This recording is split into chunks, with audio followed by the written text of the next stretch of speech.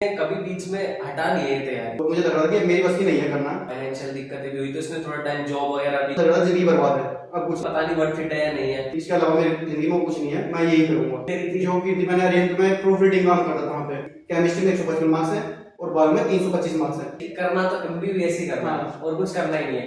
10 minute video capture कर लिया हो जाएगा।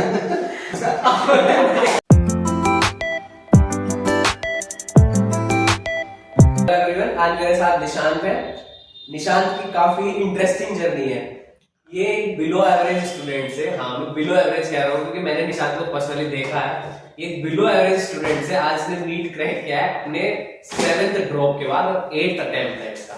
काफी अलग जर्नी है, तो आप देख सकते हैं।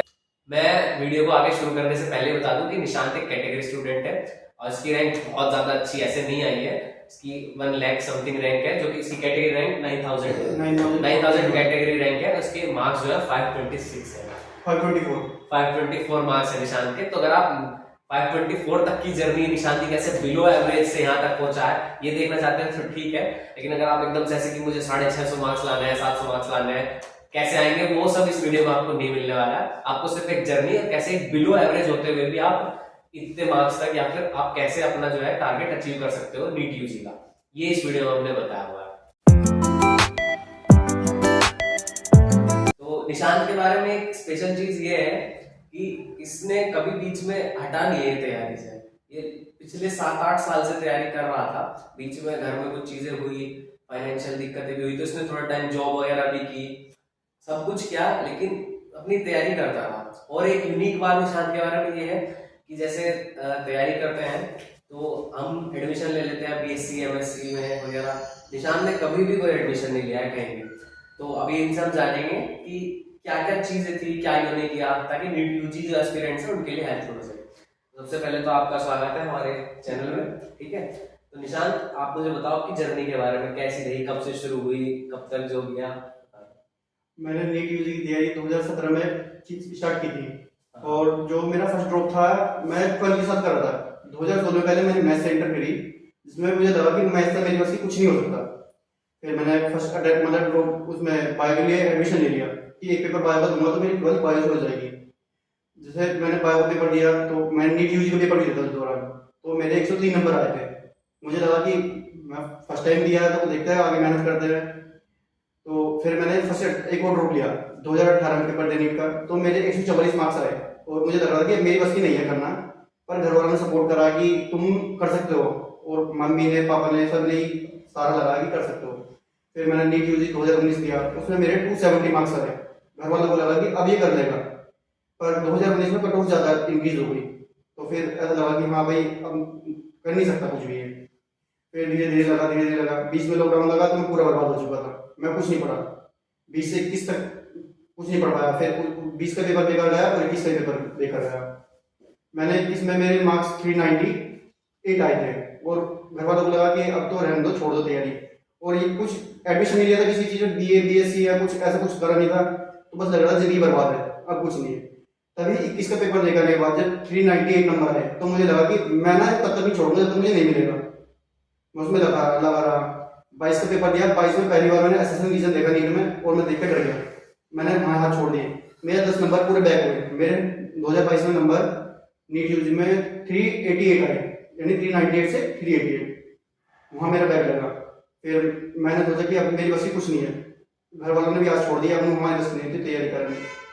2023 के लिए फिर मैंने अपना कुछ प्रिपेयर करा कि नहीं, इसके अलावा मेरी जिंदगी में कुछ नहीं है, मैं यही करूँगा। 23 में मैंने पेपर दिया, नीट की तैयारी करी। तो उस साल मेरा सबसे बड़ा ड्रॉबैक ये रहा था कि सबसे उस साल की गलती मेरी ये थी, मैंने चीज़ों को रिवाइज नहीं करा। मॉक टेस्ट पेपर मैंने तमीज से नहीं लगाए। मॉक टेस्ट में मेरे 400 साढ़े 400 मार्क्स आते हैं, फिर भी मैंने आगे नहीं बढ़ा। हल्का हल्के में रहा, जल्दी सो जाता था, 10 घंटे की जगह 8 घंटे 6 घंटे से पढ़ता था। तो मेरा वही ड्रॉबैक रहा जिसके बारे में 2023 रुका। फिर मैंने छोड़ दिया। मैंने सोचा कि BSc उसमें BMS में एडमिशन लेते हैं और अपनी जिंदगी चालू करते हैं वहाँ से। फिर कई दोस्तों ने सपोर्ट करा कि कहा कि नहीं यार कोई फायदा नहीं है, तू यदि कर सकता तो कर। फिर मैंने एक ढंग से तरह की तैयारी करी, और अच्छी तरीके से लग पहले बायो, फिर केमिस्ट्री, फिर फिजिक्स, इन तीनों पर ध्यान दिया। दरअसल मेरी फिजिक्स सच में बहुत बेकार थी, फिजिक्स में ऐसा कुछ नहीं आती थी। केमिस्ट्री में मेरे 2023 में 83 मार्क्स थे और फिर मैंने केमिस्ट्री इतनी अच्छी तरीके से करी, मैंने 11 12 की दोनों एनसीईआरटी केमिस्ट्री की, उन्हें सबको अच्छी तरीके से रखा और उससे क्वेश्चन लगाए एनसीईआरटी फिंगर टिप्स से, जिसके कारण मेरे 2024 में नीट में केमिस्ट्री में 155 मार्क्स हैं और बायो में 325 मार्क्स हैं, फिजिक्स में 44 है, क्योंकि मैंने फिजिक्स पढ़ी नहीं तो मेरे नंबर आए भी नहीं। और इस साल मेरे 2024 में नीट में 524 मार्क्स हैं और मेरी कैटेगरी रैंक 9451 है, ऑल इंडिया रैंक 1,71,122 है। ये जल्दी रही।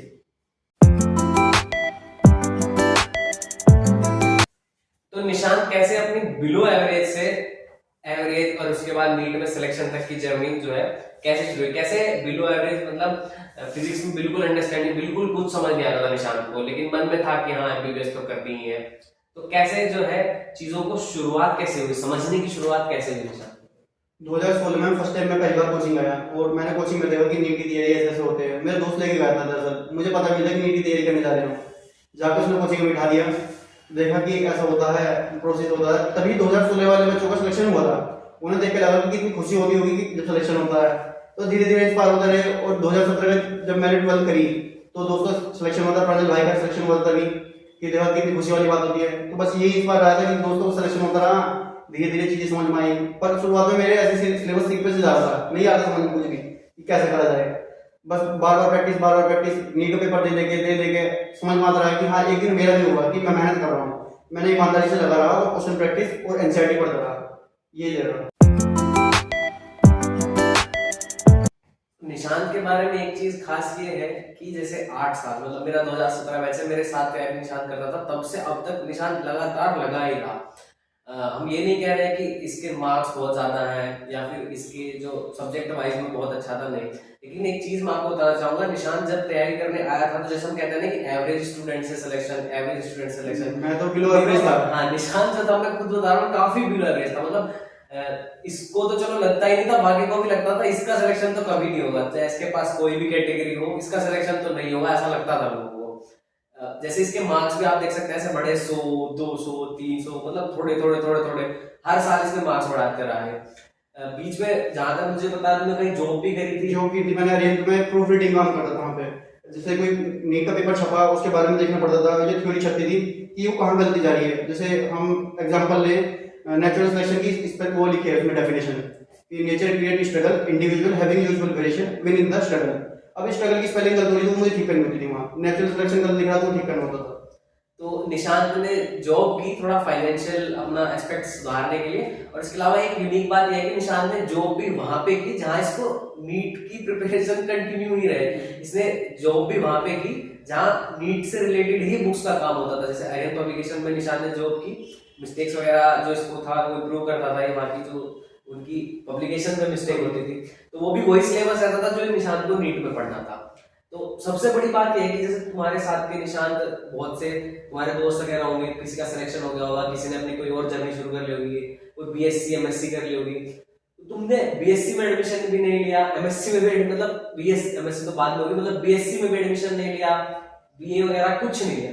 तो मतलब ये कैसे मोटिवेशन रहा कि नहीं मुझे बस नीट ही करना है? मोटिवेशन ये था कि बस मुझे लगता था कि मेरे पास इसके अलावा कोई चारा नहीं है, घर में कोई पढ़ा लिखा नहीं है, कोई डायरेक्शन देने वाला नहीं था। ये कहते कि जाओ जो मन करे वो कर लो। मन ने एक बार सोचा कि बस डॉक्टर बनना है तो डॉक्टर बनना है, इसके पीछे लगे रहे। दिमाग जब भी ये कहता था कि कुछ नहीं हो पा रहा, तब ये सोचता था कि बस डॉक्टर बनना है, तो अपना भी मन आ जाता था कि हाँ पढ़ना। तो अभी इस नीट में आपके कितने मार्क्स है? 524। वैसे तो बहुत से लोगों को बिल्कुल मार्क्स अच्छे नहीं लगेंगे, मुझे लगता है कि 524 पे तो जनरल पे या ओबीसी में सिलेक्शन भी नहीं होता है। लेकिन निशांत की जो जर्नी है वो काफी अलग है। निशांत ऐसी फैमिली से आता है, मैं आपको बताता हूँ, जिनके घर में मेरे जानकारी में कोई पढ़ाई लिखाई ऐसा पास भी एक आदमी नहीं कर रखी है, बस सिर्फ कुछ नहीं करा, डिग्री भी किसी के पास नहीं है, किसी भी तरह की कोई डिग्री इसके घर में, गवर्नमेंट कोई जॉब नहीं है, कोई भी गवर्नमेंट जॉब नहीं है, कोई गवर्नमेंट जॉब नहीं है। आपके घर में फैमिली क्या करते हैं? मतलब हमारी अपनी खुद ही घर के पापा डेयरी चलाते हैं, भैया भी डेयरी काम करते हैं और 2 भैया मतलब बैग बनाते हैं अपने। तो जो है बैग बना के और जो है डेयरी का काम करते हैं इनके फैमिली मेंबर, इसको सपोर्ट किया है पहले तो, फिर बीच में इन्होंने फिर जो है आर्यन पब्लिकेशन में प्रूफ रीडिंग का काम भी किया है। उसके बाद अपनी स्टडीज को कंटिन्यू रखते इन्होंने आज जो है इस नीट में 524 मार्क्स लाए और अभी इनको जो है उत्तर प्रदेश का पीलीभीत मेडिकल कॉलेज मिला है। तो निशांत मेरे टच में 2017 से ही है ऑलमोस्ट, और मतलब मुझे भी इवन लास्ट ईयर तक ऐसा लगता था कि निशांत क्या ही कर रहा है, ऐसे ड्रॉप कर रहा है, कोई ज्यादा फायदा है नहीं, आगे पता नहीं होगा या नहीं होगा। तो जब मुझे पता चला कि निशांत का सिलेक्शन हो गया है तो मुझे बड़ा अच्छा लगा कि एक ये है ना कि जिसने कभी हार नहीं मानी है, मतलब 7-8 ड्रॉप था हमारा, 7 ड्रॉप था, एक 12 के साथ दिया था पेपर। 7 ड्रॉप के बाद निशांत का सिलेक्शन ऑलमोस्ट हुआ है। मतलब इसमें ये नहीं है कि इसने बहुत अच्छे मार्क्स 660 670 700 क्रॉस कर दिए, नहीं, लेकिन जहां तक इसको जाना था इसने अपना टारगेट अच्छे से अचीव किया है, भले ही इसको उसके लिए 7 साल लग गए हैं। मतलब मेरे पर्सपेक्टिव में तो एक मतलब एक चैलेंज ही था इसके लिए जो इसने किया, अच्छे से किया। जब इस साल मेरा एडमिशन हुआ है तो मैंने लगभग 13-14 घंटे रेगुलर पढ़ा हूँ। उसमें मेरे दोस्त कई सारे हैं जिन्होंने मुझे सपोर्ट करा है। एक आशीष है गौतम दिल्ली वाला, और आशीष कुमार जाटव है, वो 2020 बैच से शाहजहांपुर से। एक रोहित पाल मेरा दोस्त है जिसने मुझे बहुत ज्यादा मोटिवेट करा कि तू कर सकता है। ऐसे ही लग रहा है घर वालों ने साथ दिया है। इसका रीजन यही है कि आज सिलेक्शन हो गया। तो 2017 में पहला एग्जाम दिया था, 24 तो एक पैटर्न में चेंज देखा हुआ तो आराम से, जैसे कोई अब तैयारी करने आता है कि चीज ने 24 में तैयारी करनी शुरू करी है या फिर 22 में, तो वो 1-2 साल का ही देख पाता है। जैसे 7 साल में नीट के पैटर्न में क्या चेंज मिला है जो मतलब बच्चों को जानना चाहिए? पैटर्न में चेंज तो 2019 से चेंज आया था, क्योंकि 2018 तक तो सीबीएसई करता था।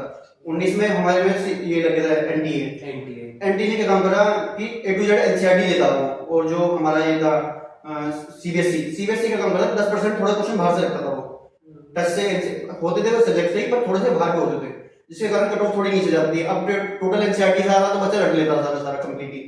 अब तो तुम्हें सिर्फ ये करना चाहिए, NDA A to Z NCERT दे दो, एनसीईआरटी फोकस करो बस, और प्रैक्टिस जितना ज्यादा हो सके क्वेश्चनों की ज्यादा प्रैक्टिस करो, यही है मेन चीज। तो पैटर्न को अगर हम जाने तो 2017 में जब मैंने दिया था तो हाँ सीबीएसई का रहा था और कुछ क्वेश्चन एनसीईआरटी के बाहर से जाते थे। लेकिन तुम जैसे बता रहे हो कि भाई 2019 से तो पूरा एनसीईआरटी में आ गया, तो क्या यही एक रीजन है कि इसकी कट ऑफ इतनी बढ़ रही है? मेन रीजन यही है क्योंकि जो तुम पढ़ के जा रहे हो एचडी वो वहीं मिल रहा है, तो बच्चा आसानी से कर पा रहा है वहां पे, यही है। तो ये भी है, और बच्चों का नंबर में बढ़ना भी कट ऑफ कहीं ना कहीं बढ़ा ही रहा है। जब 17 में हमने दिया था तो 12-13 लाख स्टूडेंट ने दिया था, अब की बार तो 24 लाख ने इस बार नीट दिया है। तो ये भी कंपटीशन एकदम डबल हो गया है पहले से। और अभी जैसे ऑनलाइन सोर्स अवेलेबल है तो सब पढ़ाई कर ही रहे हैं, तो कंपटीशन तो इसमें बढ़ ही गया है। वो ऑनलाइन की वजह से इसलिए बढ़ा क्योंकि ऑनलाइन वाले कंटेंट देते तो अच्छा है, वो प्रैक्टिस भी ज्यादा अच्छी कराते हैं। ऑफलाइन में प्रैक्टिस इतनी नहीं हो पाती, बच्चा अपने टीचर के ऊपर छोड़ देता है, खुद नहीं करता। ऑनलाइन वाले खुद प्रैक्टिस करा के तुम्हें बिल्कुल ये देते हैं कि बना बनाया बस तुम्हें खाना है, ये तरीका देते हैं ऑनलाइन वाले। जैसे अगर प्रॉपर स्कूलिंग के साथ अगर किसी को सिलेक्शन निकालना हो तो सेल्फ स्टडी पे क्या करना चाहिए, या फिर साथ में कोई ऑनलाइन रिसोर्स अगर किसी को लेना हो उसके बारे में कुछ? यदि आप मतलब जैसे कि स्कूल जा रहे हो रेगुलर और आपको नीट का एग्जाम भी निकालना है, सबसे पहले ये देखो जो तुम्हारा सिलेबस है उसके बारे में जानकारी लो कि मेरी क्या चीज की कमी है। जो चीज जिस चीज की कमी है उस चीज को ज्यादा समय देने दो। जैसे मान लिया मेरे फिजिक्स की कमी थी, पर मैं फिजिक्स तमीज से करता ही था, कहीं दिमाग में रहता, सभी के दिमाग में रहता है कि मेरे पास कोटा है, मेरे दिमाग में मेरे भी हल्का ये था कि कोटा है तो वही जा रहा कहीं ना कहीं। मार्क्स का जो कट ऑफ अपने दिमाग में हम पहले ही सोच लेते हैं, तुम्हारा जैसे कट ऑफ तुमने सोचा कि मुझे 500 प्लस लाना है। अभी कोई जनरल स्टूडेंट अगर तैयारी करता है उसके दिमाग में कट ऑफ होता है कि नहीं मुझे तो 650 प्लस लाना है, इस बार का देखते हो तो 650 अब नया टारगेट हो गया है। तो हाँ, एक टारगेट सेट हो जाता है आपकी कैटेगरी के हिसाब से, जो नहीं करना चाहिए मेरे हिसाब से। वो सबसे ज्यादा आपको सबसे ज्यादा नुकसान वही देगा। आप जब भी बढ़ने की सोचोगे ना कि आज हमने 6 घंटे पढ़ा और 7 घंटे पढ़ोगे, तो 7 घंटा ये कहता है कि नहीं यार तेरा हो जाएगा, तो टेंशन मत ले, कैटेगरी से तो जनरल नहीं है, तो 7 घंटा बाहर रोक देता है। यदि आप 8-9 घंटे पढ़ाते हो तो आपको पता नहीं लगेगा आपका मतलब स्टेमिना कहाँ पहुंच गया जल्दी जल्दी। जहाँ तुम 6 घंटे पढ़ते थे 8 घंटे जैसे तुमने कन्वर्ट करा, तुम्हारा सिलेबस तुम्हारे सामने ऐसा लगेगा कि हाँ मेरे ये भी याद है। जो भी क्वेश्चन करोगे ये लगेगा कि ये मैंने भी करा था 1 हफ्ते पहले 10 दिन पहले, ऐसे लगेगा सब कुछ। ये होता है फायदा। अच्छा, एक इंटरेस्टिंग क्वेश्चन मेरे पास है। जैसे आपका जो सिलेक्शन है वो हुआ है 2017 के बाद, मतलब 16 की 12th है, 17 की 12th है हमारी, और उससे 24 में मतलब 7 साल बाद। तो अभी एमबीबीएस होगी, 5-5.5 साल एमबीबीएस करोगे, फिर शायद पीजी करोगे। तो तुम्हारे पर्सपेक्टिव में क्या डिसीजन, मतलब इस इतना लेट सिलेक्शन होना वर्थ इट लगता है अभी? मुझे बिल्कुल वर्थ इट लगता है। मेरे पास इसका और दूसरा उपाय नहीं था पढ़ाई के अलावा।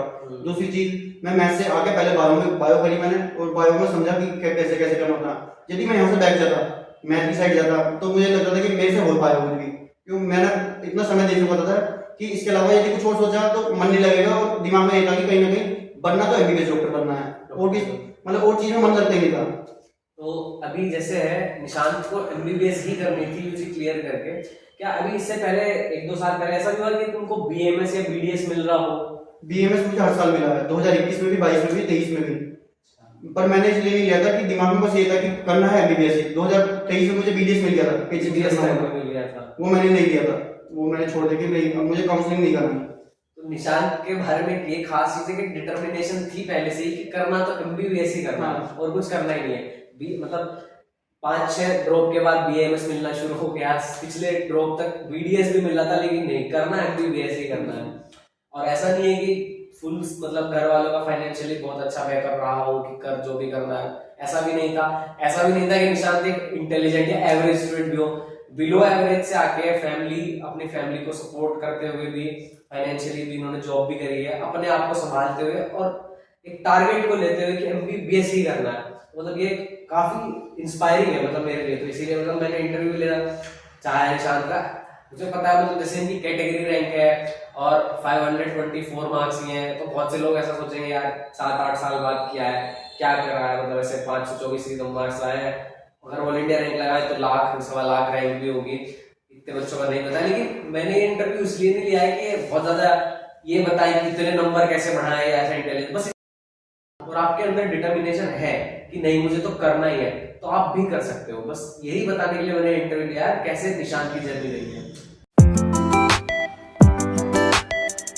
तो बिलो एवरेज स्टूडेंट के लिए क्या टिप्स होंगी कि अगर आपका एवरेज से बिलो एवरेज आप स्टूडेंट, आपको कुछ खास समझ नहीं आता है लेकिन डिसाइड कर लिया है कि हाँ नीट यूजी ही निकालना, नीट ही क्रैक करना है, तो उनके लिए क्या टिप्स होंगी कि वो 1 साल के अंदर ही अपनी जो है चीजों को सुधार ले और क्रैक कर पाए?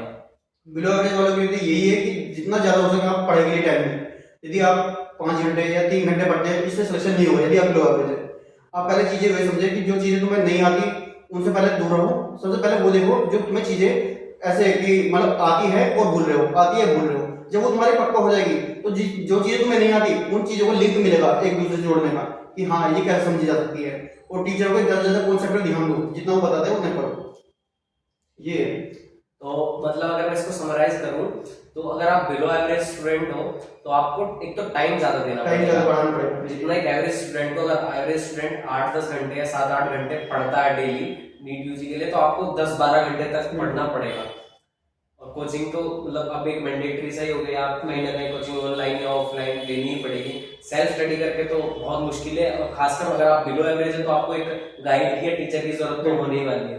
सेल्फ स्टडी करके तो आप अगर आपका एक बार में नहीं होता है तो शायद फिर सेल्फ स्टडी से हो सकता है। और टेस्ट के बारे में क्या आप टिप्स देना चाहेंगे जूनियर्स को कि टेस्ट कैसे, कितने करने चाहिए, इसके टेस्ट कितने देने चाहिए? वो सब टेस्ट में तो ये रखना कि यदि आप ऑनलाइन दे रहे हो या ऑफलाइन दे रहे हो। ऑफलाइन के लिए खास मैं बता दूं, मैंने लास्ट में टेस्ट ज्वाइन करता था कि वो यहाँ पे होती है लिमिट टेस्ट सीरीज होती है, वो फुल सिलेबस लेती है, 12 फुल सिलेबस होते हैं उसके, जो से क्वेश्चन गलत होते हैं मैं उन पर स्टार बना देता था। और जब लास्ट बार जब नेक्स्ट टेस्ट पर देता था, पिछले वाले के स्टार वाले क्वेश्चन चेक करता था मैं कि ये मेरे से क्यों गलत हुए थे। उन्हें एनसीईआरटी से अंडरलाइन करके उस थ्योरी को पढ़ता था और एक बार पूरा चैप्टर रिवाइज करता था। उन्हें बड़े ध्यान से पढ़ता था जो मेरे क्वेश्चन गलत हुए, जो केमिस्ट्री में, बायो में, फिजिक्स में तुम्हारा गलत हुआ है उसे क्वेश्चन को रट दो, कैसे भी करके उसको कॉन्सेप्ट पता होना चाहिए कि अगली बार ये आएगा तो मेरे से नहीं होगा, मतलब ये कैसे करके मैं उसे कर दूंगा। ये नहीं कि वो गलत हो जाएगा अगली बार। यदि वो गलत हो रहा है तो कहीं ना कहीं तुम या तो पढ़ाई में कमी कर रहे हो या अपने रिवीजन में कमी कर रहे हो, कहीं ना कहीं दिक्कत है। मतलब जो एक बार अगर आपका कोई क्वेश्चन गलत हुआ है तो मेक श्योर कि वो अगली बार गलत नहीं होना चाहिए। उस कॉन्सेप्ट पे क्वेश्चन कोई से भी आ जाए, बस तुम्हारे ठीक होना चाहिए, कोई किसी से होना हो, बट तुम्हारे कॉन्सेप्ट होना चाहिए उसमें, वो वाला कॉन्सेप्ट आपको पता होना चाहिए, नेक्स्ट टाइम वो गलती नहीं होनी चाहिए क्वेश्चन के बाद। और जो जैसे टेस्ट सीरीज आपने बताई एलन की आपने ज्वाइन की थी, ठीक है, उसके अलावा जैसे डेली जो डीपीपी वगैरह सॉल्व करते हैं, डेली कितने क्वेश्चन लगाने चाहिए पर सब्जेक्ट? मेरा मानना तो ये है, यदि आप क्या नाम पहले आप एनसीईआरटी पढ़ लो अच्छी तरीके से, उसके बाद केमिस्ट्री फिंगरटिप से 100 क्वेश्चन होते हैं चैप्टर के, उन क्वेश्चनों को यदि 4 या 5 बार पढ़ लो नीट के पेपर से पहले तो 100% तुम्हारा उसमें से जो क्वेश्चन आएगा नीट में पक्का हो जाएगा। बस फिंगर टिप्स तुम्हें 4-5 बार करनी ही पड़ेगी, यही एकमात्र सवाल है जो मतलब तुम्हारे क्वेश्चन ठीक कर रहा है। तो निशांत के जो है बायोलॉजी में 325 मार्क्स, 325। तो 300 प्लस मार्क्स तो लाना बायोलॉजी में जो है मैंडेटरी ही है। अगर आप कैटेगरी स्टूडेंट भी हो, आपके पास कोई कोटा भी है, जनरल के लिए तो मैंडेटरी है ही 300 प्लस। तो बायो में जैसे मैं देखता हूँ कि एक तो वैसे तो एनसीईआरटी से आती है, सबको पता है कि 2 बुक्स एनसीईआरटी के हमारी 11th 12th क्लास की, उनसे ही पूरा आना है। लेकिन और आप क्या बताना चाहेंगे कि बायो में और क्या किया जाए कि 300 प्लस तो एटलीस्ट मेक श्योर हो जाए कि हाँ 300 प्लस तो आ ही जाएंगे। उसके लिए बायो कैसे पढ़नी चाहिए? बायो आपको कैसे करनी रहेगी? यदि आपने ऑफलाइन कोचिंग लिया, पहले उन नोट्स को समझो। यदि आप बिलो एवरेज हो और यदि आप इंटेलिजेंट हो तो आपको कुछ नहीं करना, एनसीईआरटी पढ़नी है और जो उनकी मेन लाइन है उन मेन लाइन पे फोकस देना है। फोकस कैसे करा जाए? जो मतलब जैसे मान लिया ब्रायोफाइट हुआ, टेरिडोफाइट हुआ, इनकी लाइफ साइकिल है, उन्हें अच्छी तरीके से समझो कि हमारा गैमेटोफाइट कहाँ बन रहा है, स्पोरोफाइट कहाँ बन रहा है। इन चीजों को बार बार दिमाग में रिवाइज करो। पॉलीफेरा सिलेंटेटाइज जैसे इनकी फाइलम है, इन्हें कैसे कैसे याद करा जाए, इन्हें बार बार दिमाग में चीजें होनी चाहिए। कोई आपसे पूछ ले कि इसके इस फाइलम में क्या है, वो A to Z तुम्हें याद होना चाहिए। बार बार रिवीजन से ही तुम्हारा ये सब कुछ होगा, और जितनी बार ज्यादा रिवीजन होगा उतनी ज्यादा चीजें पक्की होती चली जाएगी। ये मेन रीजन है बाद में। रिवीजन तो मेन होता ही है, मैंने अपनी पीजी वाले जर्नी में बताया कि रिवीजन तो करना ही करना है। रिवीजन के बिना तो आप बिना रिवीजन के सब कुछ बेकार हो जाएगा आपका। मतलब आपने जो मेहनत आप करी है ना 3 महीने बाद वो बेकार हो जाएगी यदि आपने से बीच में रिवीजन नहीं किया। ठीक है। और केमिस्ट्री में कितने मार्क्स रहे आपके? 155। तो केमिस्ट्री में 155 तो बड़ा अच्छा स्कोर है। मतलब 150 प्लस ही सब टारगेट करते हो केमिस्ट्री में कि 150 प्लस। तो 150 प्लस मार्क्स केमिस्ट्री में लाने के लिए केमिस्ट्री कैसे पढ़नी चाहिए? केमिस्ट्री में आपको ऑर्गेनिक तो पूरा एनसीईआरटी बेस पढ़ो, क्योंकि सिंपल क्वेश्चन आएगा ऑर्गेनिक में। वो लगभग 12 से 10-12 क्वेश्चन आएंगे, तो तुम्हारे ढंग से 30 मतलब लगभग ये मानो 30-35 मिनट में तुम्हारी पूरी केमिस्ट्री खत्म हो जाएगी। ऑर्गेनिक में 10 मिनट लगेगी बस, 8 या 10 मिनट लगती है बस करने में। इतने इजी क्वेश्चन आते हैं, देखा आंसर, सिर्फ एनसीईआरटी केमिस्ट्री पढ़ने से ही वो सिंपल वे में हो जाएगी। फिजिक्स के बारे में मैं ज्यादा नहीं पूछूंगा क्योंकि फिजिक्स में वो मैंने पढ़ी नहीं। निशान ने भी कोई अच्छे से नहीं पढ़ी है, सिलेक्टेड टॉपिक्स करके 44 मार्क्स से फिजिक्स में ला पाए। तो फिजिक्स तो निशान नहीं बता पाएंगे तो अच्छे से। देखो 7 ड्रॉप के बाद जिससे निशान का सिलेक्शन हुआ है, तो सब लोगों की अलग अलग राय होती है। किसी को लगता है कि क्या क्या है, कुछ वर्थ इट नहीं है, लेकिन निशान ने किया है, इसको यही करना था, तो इसको वर्थ इट लगता है पूरा कि हाँ मैंने किया है। तो आगे क्या प्लान है? अभी एमबीबीएस करना है, फिर क्या आगे क्या सोचा है? अभी तो फिलहाल के लिए कुछ नहीं सोचा, बस ये है कि एमबीबीएस में अपनी ईमानदारी से ही मेहनत करेंगे जो 2023 से 24 वाली करी थी, कि ज्यादा से ज्यादा टाइम पढ़ाई हो जाएगी। जो हमने गलती पहले कर चुके हैं अब कोशिश करेंगे कि कम से कम हो, क्योंकि गलतियां तो कभी नहीं रुकती। कोशिश करेंगे बिल्कुल ना हो, ऐसे ध्यान देंगे उस पढ़ाई में। ठीक है। कोई स्पेशलाइजेशन सोची है अभी करने की या फिर अभी नहीं? अभी वही है, बस अब नए नए घुसे हैं, जैसे नीट में नए नए घुस गए थे, ऐसे एमबीबीएस में किसी ने कुछ बताया नहीं था पहले नीट में भी कुछ ऐसा करना होता है। अब धीरे धीरे जैसा आगे भाई से सलाह लेंगे, भाई बताइए कि कैसे कैसे आगे लेके चलना है। ठीक है, बढ़िया है आपकी जर्नी के लिए। अब जो है एमबीबीएस की जर्नी शुरू होगी। तो जो निशांत को जो है पीलीभीत मेडिकल कॉलेज अभी जो इसी साल ओपन हुआ है उत्तर प्रदेश में, वो इसको अलॉट हुआ है। ठीक है निशांत, बढ़िया लगा आपसे बात करके। ठीक है, अच्छा लगा। अभी आगे अच्छे से करते रहे एमबीबीएस, तो बहुत लंबी जर्नी है।